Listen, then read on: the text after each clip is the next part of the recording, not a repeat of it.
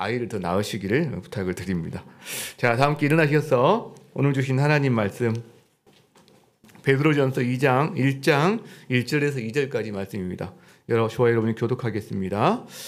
예수 그리스도의 사도 베드로는 본도, 갈라디아, 갑바도기아, 아시아와 비두니아에 흩어진 나그네 곧 하나님 아버지의 미리 아심을 따라 성령이 거룩하게 하심으로 순종함과 예수 그리스도의 피뿌림을 얻기 위하여 택하심을 받은 자들에게 편지하노니 은혜와 평강이 너희에게 더욱 많을지어다. 아멘. 자리에 앉으시겠습니다. 오늘부터 이제 시작해서 특세 기간 동안 우리가 함께 이 고난 주간에 베드로전서를 좀 살펴보려고 합니다. 그런데 이것은 고난 주간에는 예수님이 고난 당하신 것을 제가 묵상하는데 좀 초점이 있는 그런 시간들인데 이 시기에 베드로전서를 살펴보는 건 좀 의미가 있다라고 생각해요.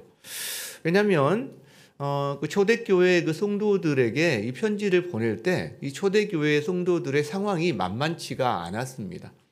어떻게 보면 이 고난을 당하는 핍박을 당하는 그런 상황에 있는 성도들에게 사도 베드로가 편지를 보낸 내용인데, 여러분 고난에는 여러 가지 고난이 있잖아요.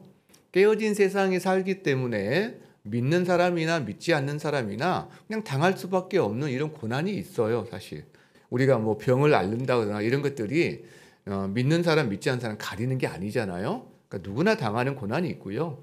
또 자기가 좀 뭔가 좀 잘못해서 하는 고난이 있을 수도 있습니다. 부주의해서 뭐 넘어진다든가 그래서 고난 당하는 것 같은 게 있을 수도 있는데, 근데 그리스도에게는 남들과 다른 고난이 하나 더 있는 거죠. 즉 예수를 믿기 때문에 치러야 되는 대가라는 게 있는 거죠. 왜? 이 세상은 예수를 모르기 때문에 예수 믿는 사람들을 이상하게 여깁니다. 자기와 다르기 때문에 어떤 건 또 불편하기 때문에 공중권세 잡은 자를 통해서 이렇게 핍박을 하는, 이제 그게 우리에게는 고난으로 다가오는데, 그래서 소아시아에 이 편지를 받은 사람들이 예수님의 고난에 동참하는 그런 고난을 당하고 있는 거죠. 우리도 이 메시지를 통해서 우리가 걸어가는 길에서 대가를 지불하는 것들이 있거든요. 그런 우리 성도들도 계실 텐데 이 시간에 이 말씀을 함께 나누면서 우리에게 주시는 주님의 위로 그리고 또 힘, 이런 걸 함께 좀 경험했으면 좋겠다, 이런 생각을 하게 됩니다. 우리가 어떤 편지를 좀 제대로 알려면 이 보낸 사람과 받는 사람 그리고 어떤 관계성이고 상황인지를 좀 아는 게 중요합니다. 한 예를 들어본다면 이제 이번에 대학에 막 들어간 어떤 한 대학생이 편지를 쓴다고 해봅시다. 그러면서 와, 날씨가 따뜻해졌어요. 이제 벚꽃이 피고 있고 개나리가 피었어요. 막 여기저기에 정말 잔디가 파랗게 올라오고 있고 이제 드디어 대학 축제가 시작되었습니다. 이런 내용을 막 썼다고 해요. 자, 근데 그게 대상이 얼마 전에 미팅했던 한 여대생에게 보낸 편지라면 이게 무슨 편지겠어요? 연애 편지가 되는 거죠. 자, 그런데 내용은 비슷한데요. 시골에 계신 부모님에게 보낸 편지라면 이거 무슨 편지겠어요? 용돈 달라는 편지가 되는 겁니다. 용돈이 부족하니까 용돈. 같은 내용은 비슷할지 모르겠지만 이게 굉장히 달라진다라는 거죠. 여러분 1절 2절에 보면 이 편지의 발신자가 베드로고 수신자가 흩어진 사람들이고 또 안부를 묻는 이런 내용이 나오는데, 자, 이 편지에도 짧지만 우리가 2절까지밖에 보지 않았지만 이 편지에 하나님의 마음이 담겨 있어요. 베드로를 통해서 우리에게 보여주신 하나님의 심정이 드러난단 말이죠. 우리가 한번 그것을 한번 살펴봤으면 좋겠다 싶습니다. 자, 먼저 발신자가 베드로인데요. 자기를 이렇게 소개합니다. 예수 그리스도의 사도 베드로, 이렇게 표현합니다. 미사 요구가 없습니다. 그냥 담백하죠. 여러분 베드로는 우리가 두말할 필요가 없는 사람이에요. 초대교회의 지도자, 거의 최고 지도자 중에 한 사람입니다. 예수 그리스도의 제자이고 사도이면서, 그러니까 당시에 대체 불가능한 권위를 가진 사람이었다는 거죠.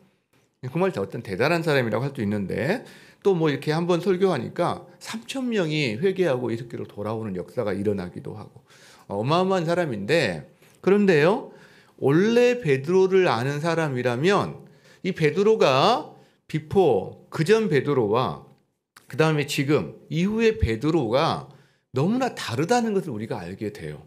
실제로 예수님을 이 만나기 전과 그 만나고 나서도 일정한 시간 전과 일정한 시간 후가 참 다릅니다. 그 베드로를 보면 인간 승리 같은 생각이 들어요. 이 베드로는 우리에게 베드로를 묵상하다 보면 위로가 돼요. 힘이 돼요. 우리가 한번 그걸 잠깐 좀 모든 걸 나눌 수는 없겠지만 나눴으면 좋겠는데, 여러분 베드로는 먼저 전형적인 흙수저 출신입니다. 베드로는 당시 서울이던 모든 문화와 정치와 경제의 중심이던 예루살렘이 아니라 저 변방, 이방에 가까운 갈릴리에서 태어난 한 이방 출신입니다. 아니, 이방이 아니라 변방 출신입니다. 그러니까 주변인이라는 거죠. 지금으로 말하면 서울과 수도권이 아니라 저처럼 저기 뭐지 한평 같은 데서 태어난 사람이라는 거죠. 여러분, 근데 베드로가 학벌이 있나요? 아니요. 스펙이 있나요? 없어요. 없습니다. 성격은 좀 뭐랄까 의리가 있어요. 헌신적이에요. 근데 또 충동적이고 다혈질이 많아요. 실수를 많이 해요. 직업은요? 어부죠. 여러분, 당시의 어부는 굉장히 천대받던 직업이었습니다. 거친고 그러다 보니까 투박해요. 여기서 베드로가 여러 가지 실수와 이걸 많이 하게 됩니다. 시련을 좀 많이 겪게 되는데, 근데 우리가 보았지만 베드로는 예수님의 수제자가 되었고 위대한 설교자가 되었고 우리에게 성경을 남길 수 있는 사람이 되었고 정말 전혀 다른 너무나 중요한 사람이 되어 있는 걸 봐요. 너무나 다르다는 거죠. 이 흙수저 출신이. 하물며 베드로는 예수님을 만나고 나서도 수없이 많은 실패를 경험한 사람입니다. 그것도 아주 처절한 실패를 경험한 사람이에요. 베드로는 엄청 칭찬을 받았거든요. 주는 그리스도시요 살아계신 하나님의 아들이십니다. 이 고백을 통해서. 근데 바로 뒤에 이 사탄아 물러가라. 예수님이 베드로에게, 만약 제가 여러분에게 신방하면서 이 자리에서 누구 지목해가지고 사탄아 물러가라 그러면 어떻게 되겠어요? 근데 지금 베드로가, 예수님이 직접 베드로에게 사탄아 물러가라. 너는 뭐라고 그러죠? 사탄아 물러가라. 너는 하나님의 일을 생각지 아니하고 어떻게 사람 일을 생각하느냐. 이렇게 말하면서 정말 깜짝 놀랄 일을 하십니다. 여러분, 혹독한 입구중을 듣는 것은 둘째치고요. 예수님이 붙잡히실 때 베드로가 치명적인 실수를 합니다. 예수님이 너희가 나를 배반하리라 베드로한테 이렇게 말을 했을 때 제자들은 다 자기도 아니라고 그러고 베드로는요 더 강력하게 호언장담했어요. 아마 킹콩처럼 가슴을 치면서 그랬을 거예요. 다 부정하고 도망가도 나는, 이 베드로만은 의리의 사나이, 의리 빼면 남은 시체밖에 안 맞는 나는 도망 안 가. 막 이렇게 호언장담을 했단 말이에요. 근데 어떻게 됐죠? 3번이나 부인합니다. 그것도 예수를 저주하면서. 그러니까 관계가 완전히 깨져버리는 거죠. 이건 여러분 돌이킬 수 있는 수준의 어떤 실수가 아닙니다. 사실은 완전하게 실패한 거예요. 관계를 회복하고 일어설 수 없는 지경까지 갔다는 거죠. 그런데 어떻게 베드로가 사도의 직분을 감당하고 그 후에 주님의 사명을 감당하고 이렇게 우리에게 성경까지 전해주는 사람이 되었을까 하는 거예요. 여러분, 이게 어떻게 가능했을까요? 베드로가 회개를 열심히 했기 때문입니다. 그렇죠? 베드로가 일을 열심히 했기 때문입니다. 그렇죠? 내가 실수했으니까 만회해야지. 그리고 밤 안 자고 날마다 전도하러 다니고 죽어라고 몸을 아끼지 않고 일을 했기 때문에 하나님께서 가상하다 베드로야 이렇게 해줬기 때문인 거죠. 아니죠. 아닙니다, 여러분. 베드로의 인내와 열심과 베드로의 회개 때문이 아니라는 거예요. 그러면 뭐 때문이죠? 예수님이 베드로를 포기하지 않은 거예요. 포기하지 않을 뿐만 아니라 찾아와 주셨단 말이에요. 베드로를, 그런 베드로를, 낙심하고 낙향한 베드로를 찾아와 주셔서 그 마음을 만져주세요. 너 나 사랑하니? 너 나 사랑해? 정말? 그리고 사명도 주시죠. 내 양을 먹여라. 예수님 직접 부탁하신 거잖아요. 너 내 양을 쳐라. 내 양을 먹여라. 여러분, 이게요, 거부할 수 없는 사랑, 완전히 무너진 자기를 완전 전 존재를 받아들여 주신 이 주님의 사랑 안에서 베드로는 터닝 포인트를 마련합니다. 그리고 새로운 삶을 살기 시작합니다. 여러분, 이게 베드로를 바꾼 거예요. 베드로가 잘해서 아닙니다. 여러분, 사람이 언제 변화되든가요? 여러분을 가만히 보면, 자신을 보면 여러분이 언제 변화되든가요? 여러분의 자녀는 또 언제 정말 변화가 일어나든가요? 막 책망하면 변화되든가요? 심지어 비난하면 막 더 세게 변화가 되든가요? 아니면 어떤 가이드를 마련해주고, 자, 이건 안 돼. 이 안에서만 되는 거야. 이 안에서 어떤 방법을 제시하고 가이드를 주고 기준을 제시하면 그 안에서 변화된 삶을 살든가요? 아닌 경우가 많죠. 여러분, 자기가 온전히 받아들여질 때, 무조건적인 사랑을 경험할 때, 그래서 그 상대방이 너무나 참 어떤 아름다움을 발견할 때, 상대방에게서 그때 그 감동으로 변화되는 거죠. 그때 안정감을 비로소 누려요. 관계에서든 무엇에서든. 그리고 그 안정감을 바탕으로 뭔가 이렇게 하게 됩니다. 그 자존감을 바탕으로 뭔가를 하게 됩니다. 여러분, 베드로는 예수님의 놀라운 사랑을 경험했을 때 예수님에게서 아름다움을 발견하고 그 아름다움에 반응하기 시작한 거죠. 우리 자녀들도 마찬가지죠. 이래도 나를 사랑하나요? 아이들이 막 계속 해보거든요. 이래도 저를 사랑할 수 있어요? 이래도 계속 엇나가거든요. 특히 사춘기 때. 근데 그래도 너를 사랑해. 그러나 이 행동 자체를 인정하는 건 아니지만 나는 너를 끝까지 사랑하고 포기하지 않을 거야. 할 때 어느 순간 아이들이 돌아오는 거죠. 그때 부모 안에서 안정감을 누리는 거죠. 부모님 안에서 아름다움을 보게 되는 거죠. 여러분, 이 베드로를 볼 때 우리도 그래 소망을 갖게 됩니다. 베드로와 같은 분들이 많아요. 대부분이죠. 여러분, 우리가 기대를 언덕이 있나요? 무슨 우리 출신이 좋은가요? 스펙이 뭐 훌륭한가요? 가진 것이 많은가요? 그런 사람 거의 없어요, 우리 가운데. 그리고 뭐 성격도 기질도 또 실패도 참 많이 경험하는 저희들 아닌가요? 모든 것이 끝났다고 생각하는 그때에 예수님이 직접 찾아와 주셔서 포기치 않는 사랑으로 베드로를 감싸 주셔서 하나님의 은혜가 작동될 때 베드로가 바뀌었던 것처럼 여러분, 우리도 그럴 수 있다는 거예요. 우리도. 그래서 여러분, 베드로를 통해서 우리가 몇 가지 우리가 적용해 볼 수 있는 것들이 있습니다. 우리가 오늘 첫날이긴 하지만 베드로처럼. 여러분, 베드로를 보면 베드로가 그 과거에 자신의 실패가 있어요. 근데 이 실패가 자기의 미래를 좌우지우지하지 않게 합니다. 보통 사람들은 옛날의 실패가 자기 미래를 그대로 결정해 버립니다. 이 실패의 영향력을 살거든요. 근데 베드로는 이때 이 하나님의 은혜가 작동됨으로 말미암아 과거의 실패가 자기 미래의 실패가 되지 않게 하는데 결정적인 역할을 합니다. 마찬가지예요. 저희들도요, 과거에 실패가 있을 수 있어요. 고난으로 따라서, 상처에 따라서 미래가 뭔가 이렇게 불투명하고 아름답지 않게 변화될 가능성이 있습니다. 그럼에도 불구하고 하나님의 은혜가 작동될 때 우리 과거가 우리 미래를 결정하지 않게 되는 일은 우리 가운데 동일하게 일어날 수 있습니다. 여러분, 실패할 수 있는 분이, 실패하시는 분 계실 거예요. 그 실패가 뼈아픈 분도 계실 거예요. 난 다시 일어설 수 없어. 이러신 분도 계실 거예요. 근데 그렇지 않아요. 하나님의 은혜 아래서 여러분, 실패로 말미암는 미래의 영향력을 최소화하고 새 길을 걸어갈 수 있다라는 거죠. 또 하나가 있어요. 단순히 실패가 미래를 좌지우지하지 않는 정도가 아니라 베드로를 보면 예전에 했던 자기의 실수와 실패를 통해서 다른 사람을 세우는 사람이 됩니다. 오히려 격려하고 축복의 통로가 됩니다. 예수님이 베드로에게 이렇게 말씀하시거든요. 너는 너는 돌이킨 후에 내 형제를 굳게 하라. 이렇게 말씀하세요. 베드로가 돌이킨 후에 형제를 굳게 하는, 사람을 세우는 사람이 됩니다. 왜? 자기가 경험해봤잖아요. 실패를. 자기 성격을 알잖아요. 그러니까 베드로는 다른 사람들을 받아줄 수 있는 사람이 돼요. 베드로 주변에 사람이 모여요. 사람을 세워요. 이게 가능해진다는 거예요. 여러분, 경험이 그 역할을 감당하는 굉장히 중요한 재료가 됩니다. 저에게 예전에 저희 제자가 한 분 계시는데, 근데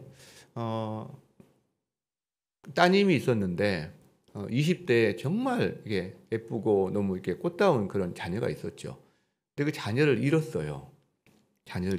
그 장례를 제가 치렀는데, 그리고 나서요, 이분이 몇 년 동안 뭐 만나지도 못했고 거의 뭐 두문불출하고 이런 상황들이었으니까 그리고 이제 한 4년, 5년 지난 다음에 간신히 만났던 것 같아요. 그때 만났을 때 그분한테 참 놀라운 이야기를 많이 듣게 됐습니다. 목사님, 제가 우리 누구를 잃고 한 3년 정도 실성한 사람처럼 지냈잖아요. 진짜 그랬거든요. 거의 실성한 사람처럼 지냈거든요. 근데 한 3년 정도 지나고 나서 제가 좀 회복이 되기 시작했잖아요. 점점. 그리고 나서 어느 때부턴가 사람들을 만나기 시작하는 거예요. 아프고 힘든 사람들. 근데 그 사람들이 자기를 만나면 회복이 된다는 거예요. 회복이 된다는 거예요. 그래서 교회 안 다니는 사람들이 나 자기 따라서 교회 다닐래. 예수 안 믿던 사람들이 나 자기처럼 예수 믿을래. 이런 일이 자기 가운데 계속해서 끊임없이 일어나는 걸 경험하고 있다는 거죠. 그 이야기를 제가 들었거든요. 우리가 함께 기뻐하고. 여러분, 그분 안에 있었던 정말 실성한 사람처럼 지냈던 그 슬픈 고통, 우리 가운데 누가 알겠어요? 몇 사람이나 알겠어요? 당해보지 않은 사람은.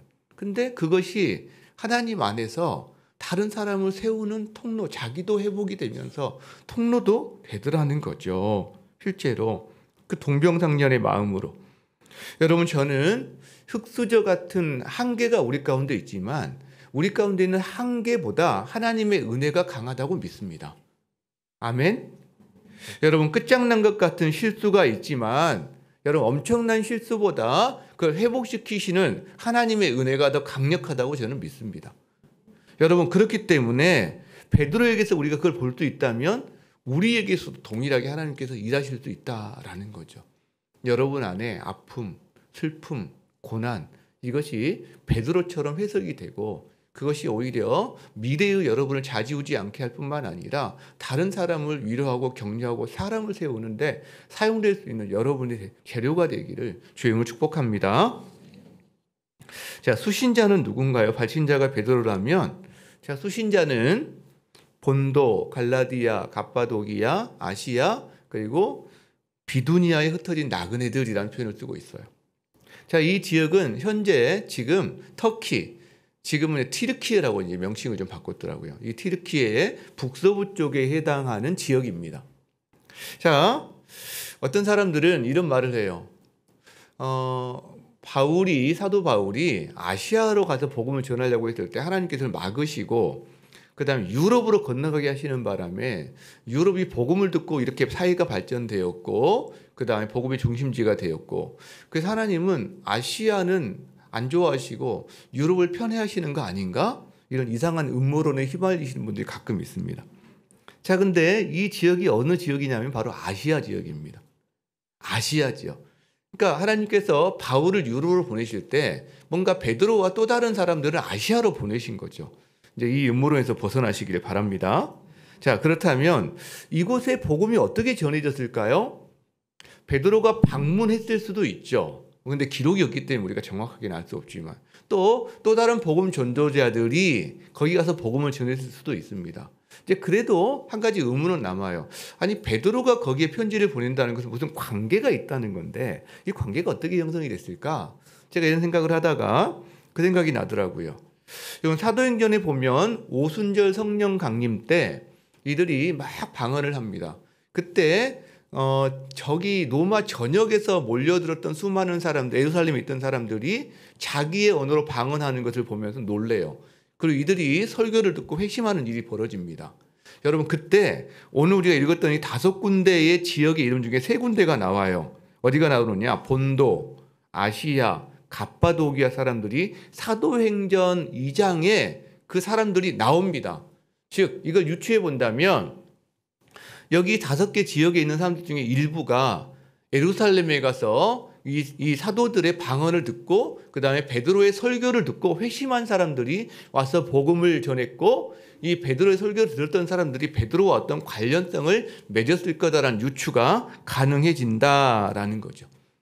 자, 어쨌든 자, 이들은 흩어진 나그네라고 지금 표현을 하고 있는데 이 흩어진 나그네의 의미가 2개가 있다고 생각이 드는데 하나는 진짜 흩어진 디아스포라 나그네인 거예요. 즉 이 지역이 고향인 사람들이 이 지역으로 이주해서 살고 있는 사람들이 많이 있는 거예요. 지금 기본적으로. 여러분 한번 생각해 봅시다.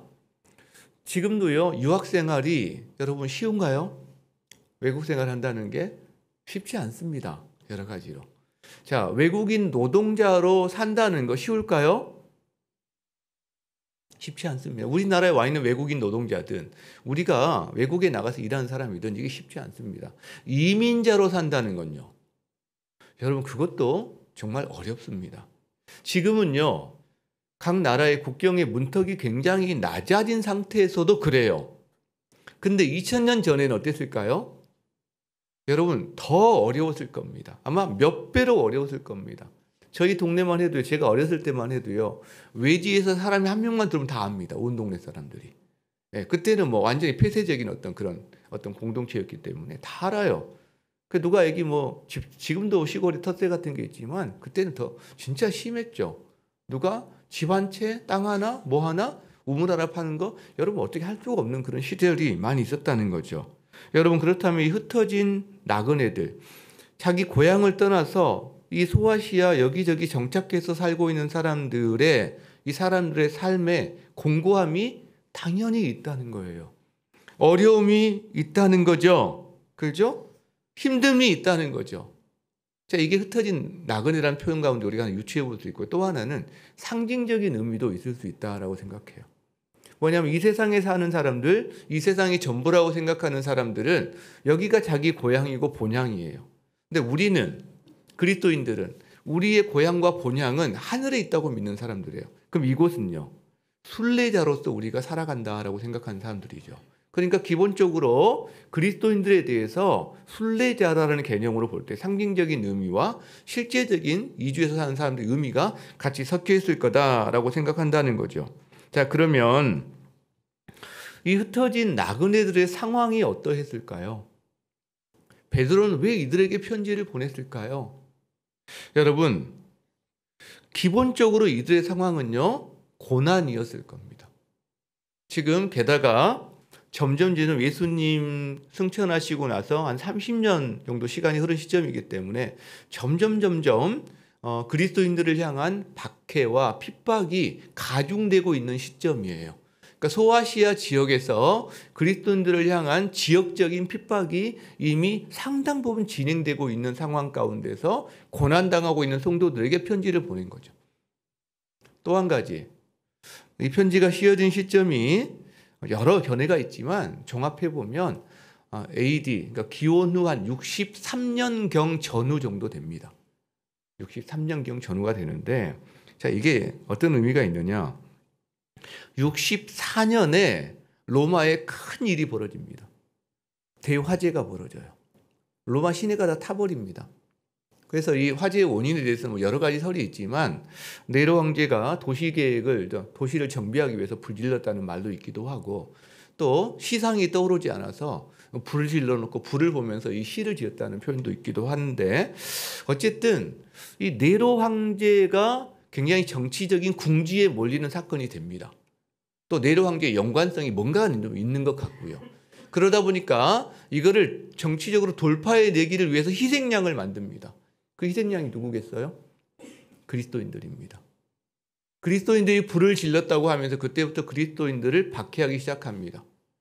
여러분, 우리나라가 일제시대 시절에 관동 대지진이 일어났을 때 일본이 자기 정부가 자기들이 위급함을 느끼니까 조선인들이 우물에 독을 탔다라는 표현을 하면서 조선인들에게 이걸 화살을 돌려서 학살이 일어나는 것과 비슷합니다.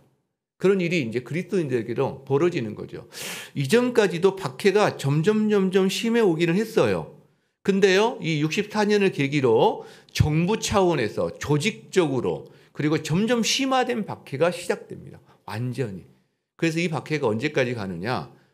64년에 시작된 박해가 313년까지 갑니다. 약 250년의 박해가 시작이 됩니다. 그때요, 투옥되죠. 고문받죠. 그 다음에 원형 경기장에 사자밥이 되죠. 그다음 길거리에 사람을 묶어놓고 십자가에 세운 다음에 기름을 이렇게 씌운 다음에 불을 질러버려서 인간 횃불, 가로등을 만들죠. 말로 다 할 수 없는.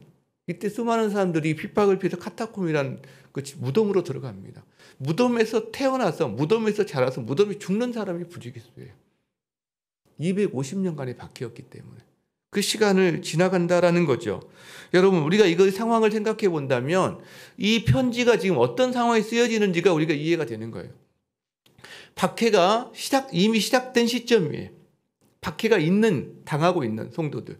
그리고 이제 엄청난 박해가 임박해 있는 가운데 그 다음에 말로 닿을 수 없는 큰 박해가 다가오고 있는데 이것을 위험을 감지한 사도가 성도들에게 이 박해의 시기를 성도들이 어떻게 이겨나갈 수 있을까? 이걸 염두에 두고 박해를 당하고 있으면서 앞으로 엄청난 박해를 당할 성도들에게 이걸 염두에 두고 쓴 편지가 바로 이거다라는 거죠. 그렇다면 우리와 상관이 없나요? 에이, 우리는 그런 박해가 없잖아. 우리한테 전혀 상관이 없는 편지네. 그럴 수 있을까요? 여러분, 핍박의 폭풍우가 우리나라는 좀 덜하죠. 근데요, 이 지구상에 같은 지금 하늘 아래 같은 시간대에 사는 다른 나라들 엄청 심한 나라들이 많습니다. 불교권, 힌두권, 교회를 위협하고 교회를 불지르고 사람들을 위협하는 일 다반사로 일어납니다. 선교편지 보다 보면. 공산주의도 마찬가지입니다. 투옥하고 기본권을 빼앗고 뭐 많이 일어나는 거죠. 고문하고. 이슬람권 더 심하죠. 거기는 명예살인이라는 것도 있잖아요. 가족 중에 누가 믿으면 그냥 쫓아내는 정도가 아니라 너 가문의 명예를 더럽혔어. 가족이 자기 가족을 죽여요. 상상할 수 없는, 그러니까 복음이 들어가기가 정말 어려운 구조죠. 그러니까 예수님이 직접 꿈으로 환상으로 그 사람들을 만나주시는 일이 비일비재하게 일어나는 게 이슬람권 선교잖아요. 그러니까 그 예수님을 만났기 때문에 그 죽음에 겁먹지 않고 그 사람들은 그 믿음을 지키는 거고.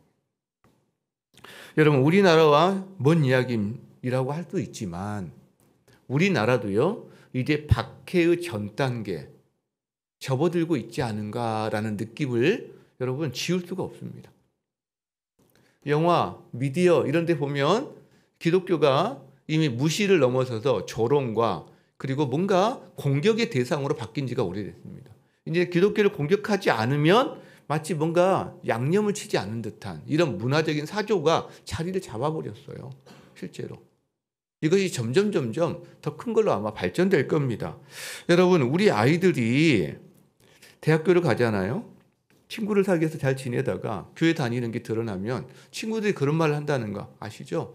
너같이 괜찮은 애가 왜 교회 같은 데를 다녀? 여러분, 이거 또래 집단의 압력이라는 건 굉장히 큽니다. 그걸 뚫고 이겨내고 믿음을 지킬 수 있는 우리 자녀들이 얼마나 될까 생각하면 정말 이렇게 마음이 철렁합니다. 여러분, 직장인들이 이용하는 어떤 그 데이트 어플 같은 게 있는데 거기에 인근에 있는 직장인들이 서로 이렇게 자기를 소개하고 누굴 만나고 싶다고 하는 게 있는데 거기에 기독교인 사절 공개적으로, 여러분, 자기가 좀 싫을 수는 있죠. 근데 공개적으로 하는 건 차원이 다른 거고. 여러분, 우리가 이런 시대를 지금 살아갑니다. 여러분, 그래서 당시 사람들에 비하면 우리가 강도가 약한 건지 현재 맞지만 우리 역시 흩어진 나그네로서 예수를 믿고 살아가는데 우리 역시 대가를 지불해야 되는 일들이 있고 점점 더 많아지고 있는 게 우리 현실이라는 거죠. 그럼 어떻게 해야 될까요? 소아시아에 있는 그 성도들은 여러분 그 고난의 상황에서 어떻게 해야 될까요? 그들에게 베드로가 뭐라고 지금 무슨 말을 할까요? 여러분, 베드로가 지금 그들에게 하는 말이 굉장히 의미가 있는데 흩어진 나그네 그런 다음에 곧 하나님의 택하심을 받은 자들에게 이렇게 씁니다. 자, 이게 무슨 말일까?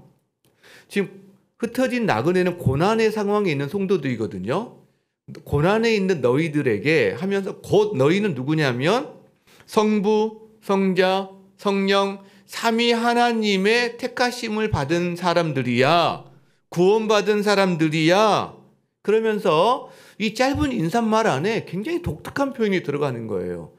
성부 하나님의 미리 아심을 따라 성자, 성령 하나님의 거룩하게 하심으로 성자 예수님이 하나님께 순종함과 그분의 핏부림을 통해서 너희는 구원받은 선택받은 하나님의 사람들이야. 이거를 이 짧은 인사말 안에, 여러분 이런 인사말이 많지 않거든요. 이게 들어가는 거예요. 이게 지금 뭐 하는 거냐? 뭐 하는 거냐? 여러분, 이 말을 들을 때 이방인 성도들은 고난 상황에서 이 편지를 받았고 이 말을 듣는 순간 굉장히 큰 위로와 힘이 되었을 거예요. 왜요? 자기가 지금 핍박을 당하고 있어요. 고난을 당하고 있어요. 여러분, 의기소침하죠. 때론 낙심하죠. 때론 방황해요. 길을 잃을 수도 있어요. 어떤 사람은 정말 심각하게 흔들릴 수도 있어요. 그런데 이 편지를 보는 순간, 아, 그렇지. 나는 삼위 하나님의 놀라운 사랑과 그분의 계획 안에서, 그분의 희생 안에서 나는 하나님의 사랑 안에 거하는 사람이 된 거지. 주님의 사랑 안에 그리스도 안으로 들어온 사람이 된 거지라는 것을 다시 한번 자각하게 된다는 겁니다. 이 부분이.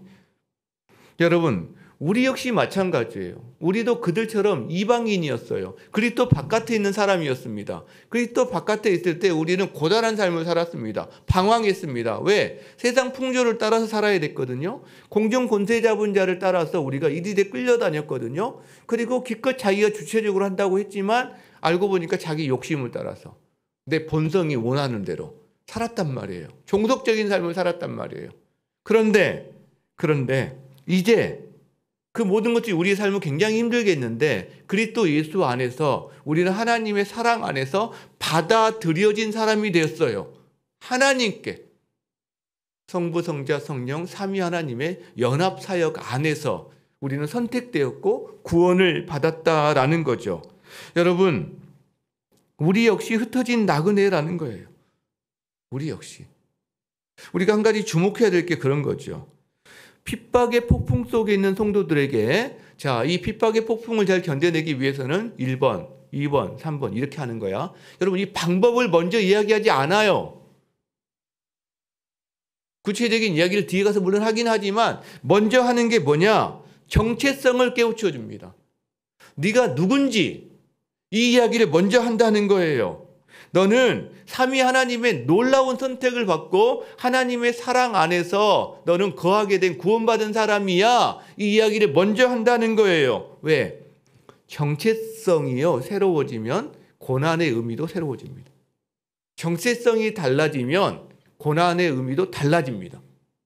하나만 예를 들어볼까요? 만약 제가 여러분에게 갑자기 과제를 하나 내줘서 우리 제자훈련생들에게 자, 오늘부터 날마다 2단 줄넘기 2,000개씩 하세요. 그리고 이 벤치프레스와 하여간에 근육 키우는 운동을 강도를 굉장히 강하게 해서 2시간 이상씩 하세요. 여러분, 이렇게 말하면 제자훈련 그 자체가 고난일 거예요, 아마. 그렇게 되면 다 도망갈지도 모르겠어요. 한 주 하더니 나 못하겠다고 그만둘지 모르겠는데. 근데요, 보세요. 이거를 국가대표 선수가 이걸 한다면요. 우리 제자훈련생이 하는 거하고 국가대표 선수가 하는 건 다른 거죠. 자기 정체성이 국가대표 선수라면 이거 합니다.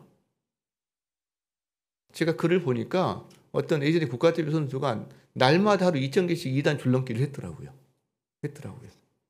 달라지는 거죠. 자기 정체성에 따라서 하는 행동도 달라집니다. 고난의 의미, 자기 둘러싸고 있는 상황에 대한 해석도 달라진다라는 거죠.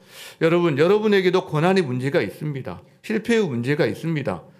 해결 방법을 찾을 수 있습니다. 나쁘지 않습니다. 그러나 먼저 여러분의 정체성이 무엇인지를 살펴볼 필요가 있다라는 거예요.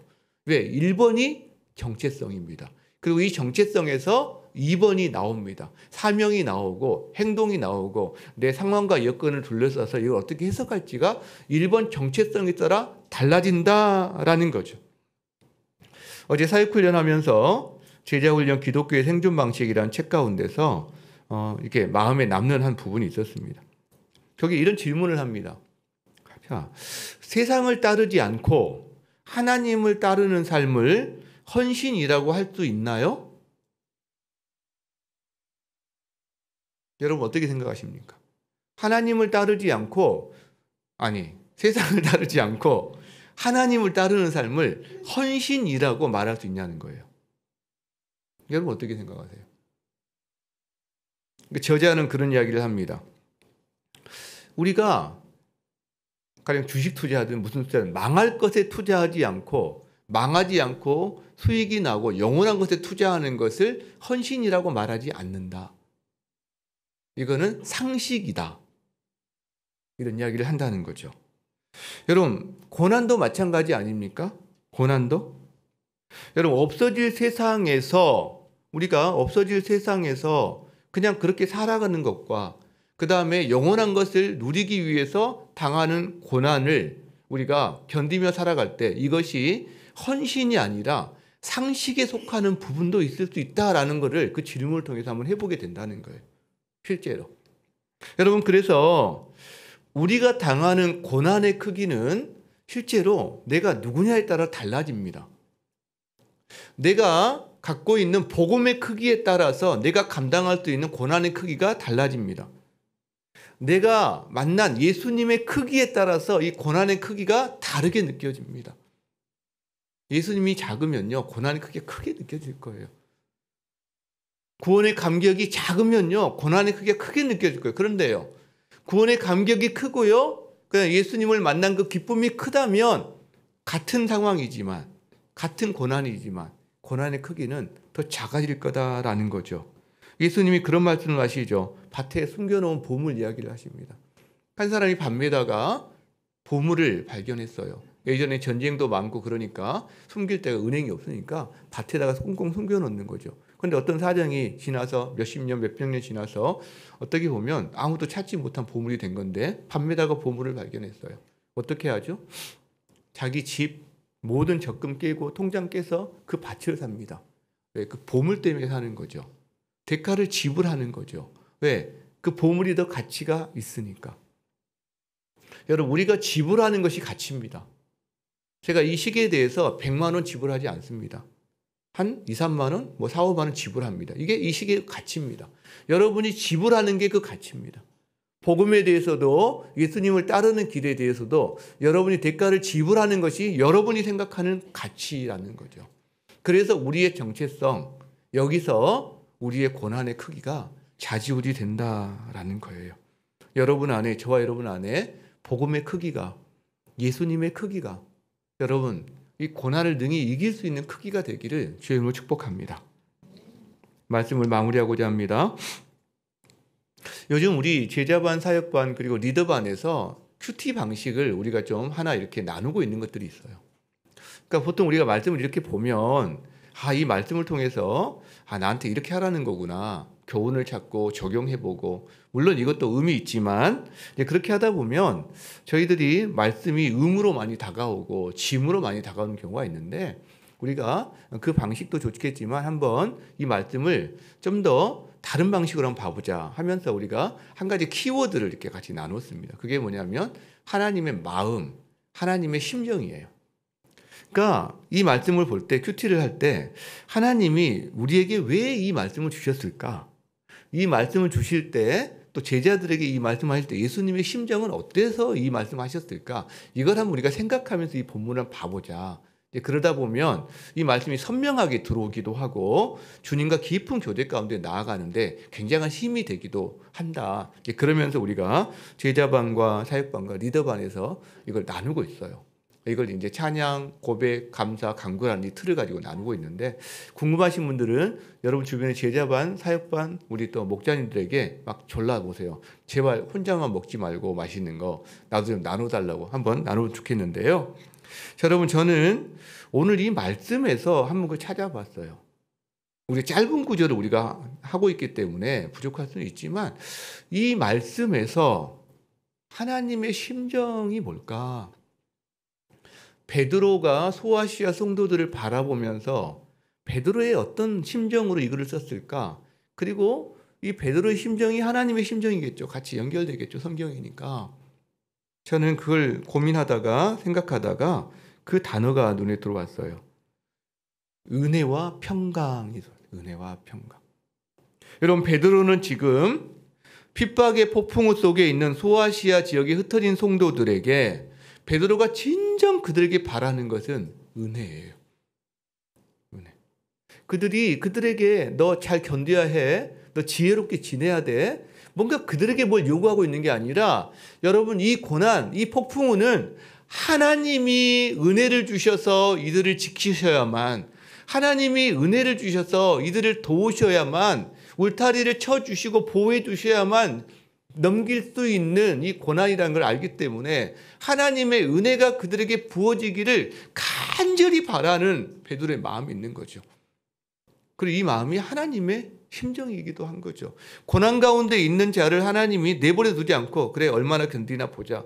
여러분, 자식이 아플 때, 자식이 어려운 일을 당할 때 팔짱 끼고 앉아서 막 즐기는 부모 있나요? 없거든요. 돕고 싶어 하거든요. 이게 은혜인 거죠. 이게 하나님의 마음인 거죠. 여러분, 그리고 평강을 구하는 거예요. 흔들리고 고난 가운데 흔들리는 마음의 중심을 잃어버릴 수 있는, 그래서 고민과 번민과 때로는 불평과 여러분 그 가운데 빠질 수밖에 없는 우리의 마음에 평강을 누렸기를 원하는 거죠. 근데 이 평강은요, 아무것도 뭔가 방해받지 않는 상태가 평강이 아닙니다. 평강은요, 하나님과 바른 관계 속에서 누리는 관계, 이게 평강입니다. 은혜를 통해서 관계가 회복되면, 그 사람과 관계가 회복되면 누리는 게 거기서 평강이에요. 그 평강에 대한 그림을 그릴 때 제 머리에 생각나는 게 뭐냐면, 호숫가의 잔잔한 호수가 아니라 낭떠러지에 정말 위태위태한 곳에 이렇게 새 둥지가 있는데, 거기 아기 새가 엄마 새 품에 안겨 있거나 엄마를 바라보고 있는 모습이요. 자기 상황은 낭떠러지 같은 곳이에요, 지금. 근데 이 아기 새는 평강을 누려요. 왜? 엄마 새와의 관계 속에서. 이게 평강의 그림이다라는 거죠. 여러분, 베드로가 지금 소아시아의 고난 가운데 있는 성도들을 바라볼 때 이 하나님의 은혜, 이 하나님의 평강, 상황은 어렵지만 하늘의 평강이 그들에게 부어지기를 간절히 바라는 마음, 열망하는 마음을 갖고 있어요. 이것이 고난당하는 하나님의 자녀들을 향한 하나님의 아버지의 마음이기도 합니다. 여러분을 향한 하나님의 마음이기도 합니다. 왜? 정도의 차이는 있지만 우리 역시 초대교회보다는 지금 정도가 객관적으로 굉장히 약한 건 맞죠. 그러나 자기 돌멩이, 신발 속에 돌멩이 하나가 지금 아픈 거라고 그랬잖아요. 우리 역시 고난의 폭풍 속을 걸어갑니다. 어떤 사람들은 눈 한번 딱 감으면 감당할 수 있고 아무 문제가 안 생기는 거를, 그리스도인이기 때문에 주님 앞에서 정직한 삶을 살고 싶기 때문에 고난의 터널 속으로 들어간 사람도 있습니다. 여러분, 저는 그런 성도들에게 저도 베드로의 마음으로, 하나님의 심정으로 축복하고 싶어요. 여러분에게 이 하나님의 은혜가 풍성하기를, 더 많기를 축복합니다. 그리고 하늘 평강이 여러분 삶 가운데 더 많아지기를 주의 이름으로 축복합니다. 폭풍 가운데서도, 환난 가운데서도 이 하늘 평강을 누리는 저와 여러분 되기를 주의 이름으로 축복합니다. 그리고 특세 기간에 저희가 이것을 더 많이 누리고 이것을 경험하는 이런 특세가 되기를 주의 이름으로 축원합니다. 함께 찬양합시다. 은혜 아니면 살아갈 수가 없네. 참된 평안과 위로 내게 주신 주 오직 예수뿐이네. 우리 함께 찬양하며 기도로 나가겠습니다. 은혜 아니면, 은혜 아니면 살아갈 수가 없네. 호흡마저도 다 주의 것이니. 세상 평안과 위로 내게 없어도 예수 오직 예수뿐이네. 은혜 아니면 살아갈 수가 없네. 은혜 아니면 살아갈 수가 없네. 호흡마저도 다 주의 것이니. 세상 평안과 위로 내게 없어도 오직 예수 예수뿐이네. 크신 계획 다 볼 수도 없고 작은 고난에 지쳐도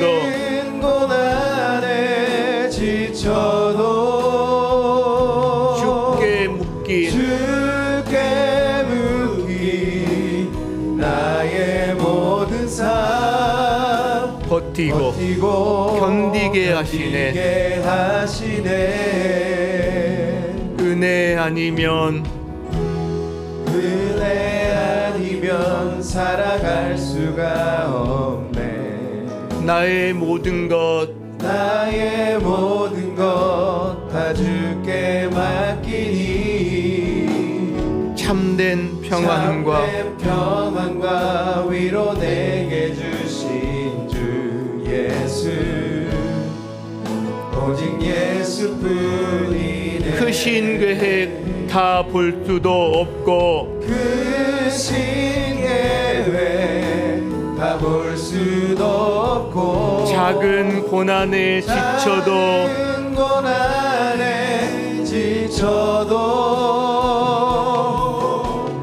주께 묻기 나의 모든 삶 버티고 견디게 하시네.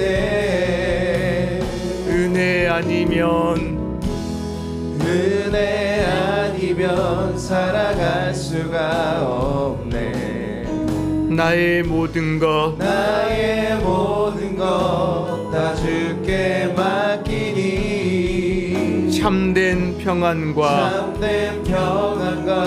위로 내게 주신 주 예수. 오직 예수뿐이네. 오늘 주신 말씀을 기억하며 하나님 앞에 기도로 나가겠습니다. 함께 기도합니다. 사랑하는 주님, 그렇습니다. 이 고백 주님 앞에 나아갑니다. 은혜 아니면 하나님 살아갈 수가 없습니다.